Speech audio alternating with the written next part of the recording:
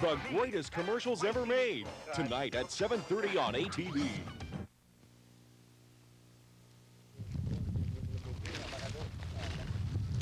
This young moose thinks she's in good company with humans. But what's next? Her own bedroom? It's friendly wildlife tonight, live at 5.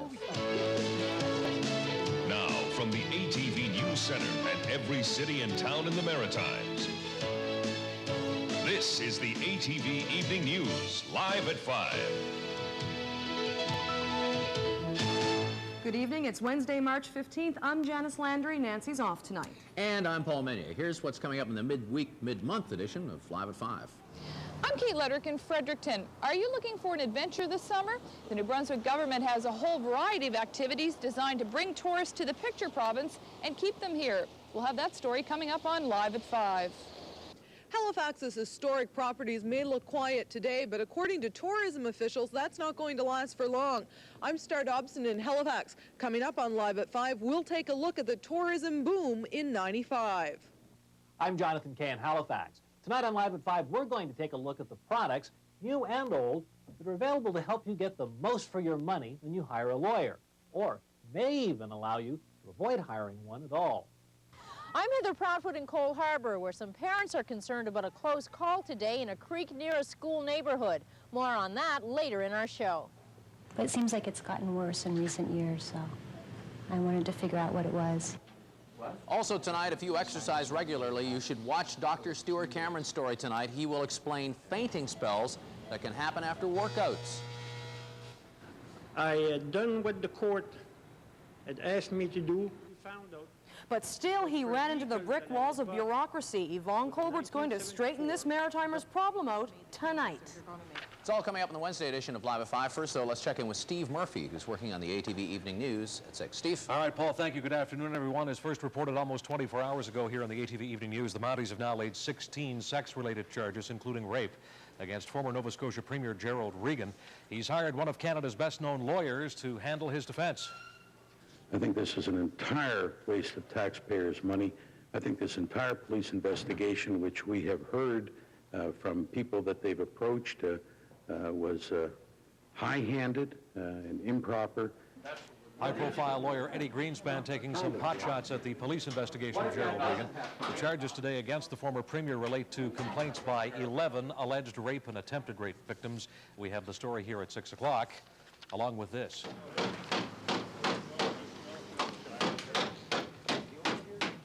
They're picking up the pieces in New Waterford tonight after the accident there yesterday. 2 people killed when a car went through the brick wall of a tavern. The question is, how did it happen and why? Was it a medical or mechanical cause? The story here at 6 o'clock. And would you buy a home on a toxic land site? It sounds unthinkable, but the city of Moncton is planning a housing development on the old CN shop site. An environmental expert says parts of the site will never be safe for housing and people. The city says otherwise. So who do you believe? We find out tonight at 6 o'clock. Right now, meteorologist Steve Weigel working on the maritime weather forecast. Evening, Steve. Thank you, Steve. Freezing drizzle will continue in Cape Breton and Prince Edward Island overnight. Elsewhere, it will be mainly cloudy. And then tomorrow, the cloud sticks around. I'll let you know when the sun will return coming up later in the show. Steve. We have Weigel weather for you here at 5:30. Then at 6 o'clock, all the day's top stories, including more casino concerns. It seems many Nova Scotians are unhappy about the possibility of the planned casino running around the clock, 24 hours a day, every day.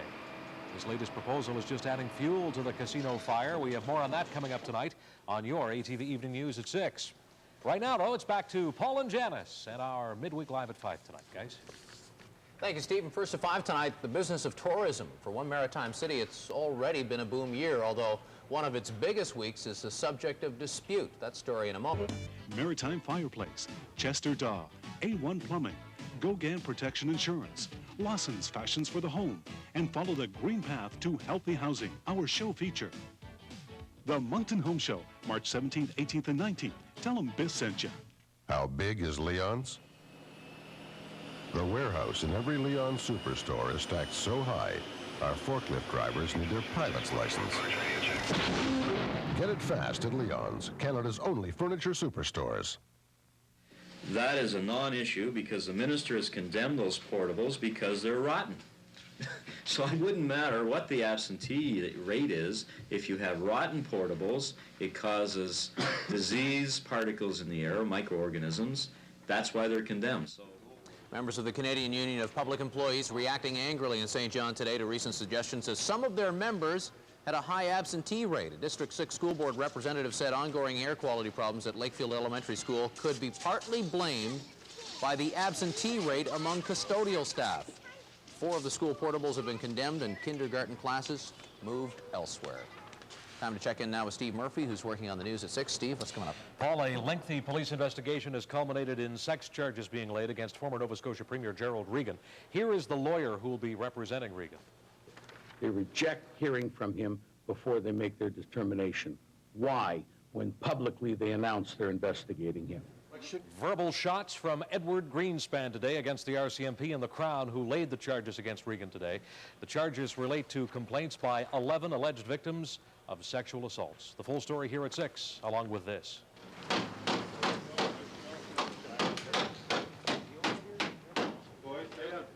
This is the tangled aftermath of yesterday's accident in New Waterford, Cape Breton, where a car crashed through the brick wall of a tavern. 2 people killed, others hurt badly. Question tonight, what caused the accident? We have answers at 6 o'clock. And also tonight, they're getting their job applications in by the hundreds now. Construction of a multi-million-dollar casino near the Woodstock Reserve is going ahead as planned. That means jobs and plenty of them. Question is one of them for you? We'll find out tonight on the ATV Evening News at 6, right after Live at 5, which continues now with Yvonne Colbert on your side. That's right, Steve. And tonight we are cutting through red tape. Now, Janice, this Maritimer was caught speeding. He acknowledges that, but he did everything the court ordered in the time ordered. But the message never got through. I realized there was a problem when I received a letter dated January 17th of this year stating to me that I was in default of payment of a fine.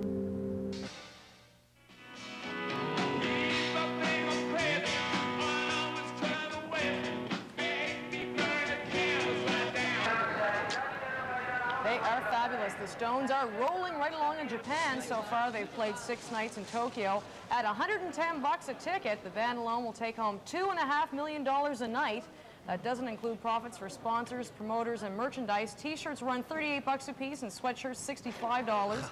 The Stones have one more show in Tokyo, and then they'll move down to southern Japan, and that is a lot of money. They are fabulous. I'd pay it, though. I would pay. Yeah, I would.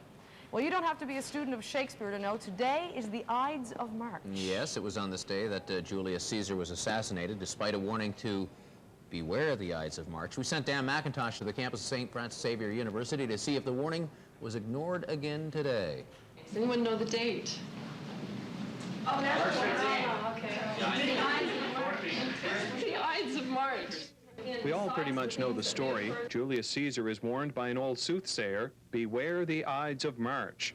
He doesn't, and he ends up being killed by a pack of Roman senators.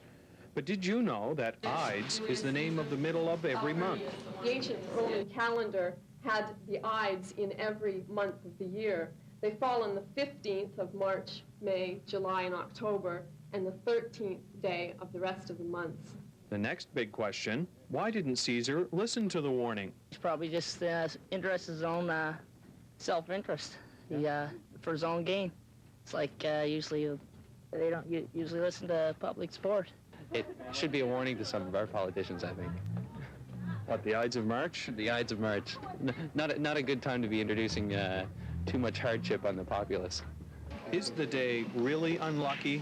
It didn't start off as a very good day for me today, though, because the girl that was supposed to pick me up was slept in. She had been up late studying last night, so maybe there is something to this Ides of March thing after all.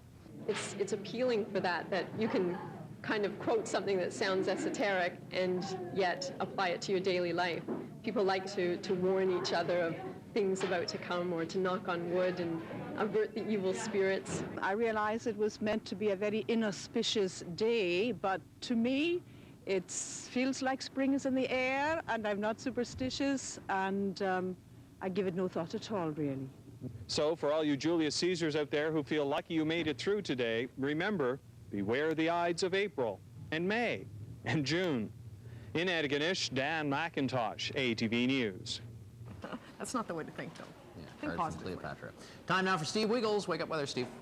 More cloud in the forecast. We have a big cold low over the Maritimes, and that's going to give us mainly cloudy skies. We still have a freezing drizzle warning out for Cape Breton and Prince Edward Island. It's continuing as we speak, so roads are slippery overnight. Here is the close-up of North America. You can see a lot of cloud over us. There's a low-pressure system just sitting over the Maritimes. The clear skies are back to the west, and the warm temperatures also, and it's really not going to push into the Maritimes until later Saturday and Sunday. Another big system back down through the Gulf of Mexico right now, giving a lot of severe weather once again to Florida, and a bigger system now starting to push out of California, which gave severe heavy rains to that area of the continent. Here's a close-up of the Maritimes, and you can see the freezing drizzle extending all the way through Newfoundland right now, and you can see how it's also sliding in through Cape Breton and also through Prince Edward Island. Generally cloudy elsewhere, and a lot of cloud back to our west. Some clearing back here farther to the west, but with this low just continuing to circle counterclockwise around us, there's not going to be much of a change for the next 24 hours. So cloudy skies for the wake-up weather, -2 to 0 for wake-up temperatures. So really not too bad, much the same as yesterday. And during the day, it will stay about that way. Guys. All right, thanks, Steve. And here's what's on ATV Primetime tonight. Got Full House for you at 6:30, followed by Coach at 7. The 50 greatest commercials ever made. Can't beat that at 7:30. Ellen at 8:30. At 9 tonight, Whitney in The Bodyguard and Herman's Head for you at 11:30. And tomorrow on Live at 5, the shooting wrapped last year. The editing is now complete, and the latest Hollywood movie to come out of the Maritimes is ready for the silver screen. We'll go to Bridgewater for the premiere of Dolores Claiborne tomorrow, live at 5. Thanks for watching tonight. Here's Steve Murphy. Steve? All right, thank you, Paul. Tonight, charged. Ex-Premier Gerald Regan faces 16 sex charges. My reaction is one of anger. I am not guilty of these charges.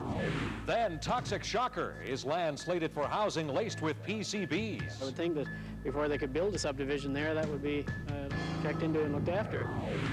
And free on bond. Talks set to start as the Esti sails to freedom. Leave this afternoon. I think we have the preconditions now in place, or appropriate conditions in place to allow a dialogue.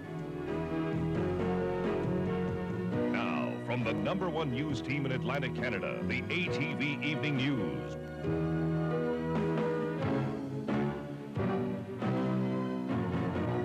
Good evening, I'm Steve Murphy. Former Nova Scotia Premier Gerald Regan has been charged with 16 sex-related offenses, including rape.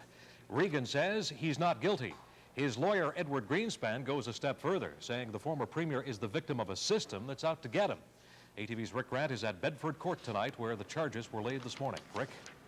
Steve, the tone was set quickly here at the Bedford courts this morning. Fabled Canadian defense lawyer Edward Greenspan launched his defense of Gerald Regan by attacking the system that brought 16 charges against the former premier. However, Crown Attorney Susan Potts was forceful, stood her ground, and was not intimidated by the imposing Greenspan. Gerald Regan arrived at the Bedford Courthouse this morning accompanied by his wife and 2 of his daughters, including Nancy Regan, host of ATV's Live at 5. Son Jeff, a Halifax MP, was in Ottawa. I have confidence in my father's innocence, and we, his family, love him very much. However, today's court proceedings did not determine guilt or innocence. It was to lay the charges and conditions of release. Although Regan was charged today, defense asked that the reading of the charges here in court be waived. Nevertheless, the 67-year-old former premier is accused of 16 sex-related offenses which the Crown alleges occurred between 1956 and 1978. My reaction is one of anger. I am not guilty of these charges, and I have no doubt whatsoever but that I would not be facing charges on these ancient allegations if I had not been in public life. The first of 4 charges dealt with the abduction, rape, and sexual assault of a girl in 1956 who was at the time between the ages of 14 and 16. Regan is charged with abducting, assaulting, and attempting to rape another woman in late 1956 to 1957, which result in a total of 2 counts of unlawful detainment from both series of charges. There are a total of 10 sexual assault charges, 8 of which are alleged to have occurred between 1960 and 1978. This process has not been fair. It has been totally unfair, and it's because of who Mr. Regan is. It's not unusual in the 1990s for Crowns to be dealing with charges dating back decades. We have many cases on the go that have that aspect to them.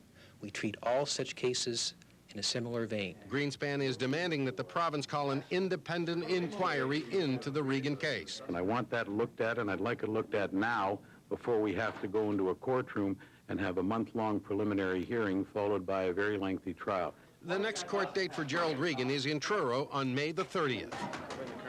The normal time for arraignments is about 5 minutes. Today it was 70 minutes, but Greenspan won for his client Gerald Regan the right to keep his passport, which the Crown wanted him to surrender. Now, if Regan is convicted of rape or abduction, he could face a sentence of up to 10 years, up to 5 years if he's convicted on any of the other charges. Steve? Now, Rick, you've mentioned the next court appearance in the Regan case will be in the town of Truro as opposed to there in Bedford. Why is that? Judge Archibald, who heard the proceedings today, is originally from Truro. That's where he normally holds court. However, in trying to determine where these would be held and work out schedules between Greenspan, the Crown, and the judge, they decided to hold it in Truro. There was really nothing significant except that it was more convenient. All right, thanks very much. ATV's Rick Grant live with the ATV News Tracker in the town of Bedford tonight. Now, as you've heard, some of the charges laid today against former Premier Gerald Regan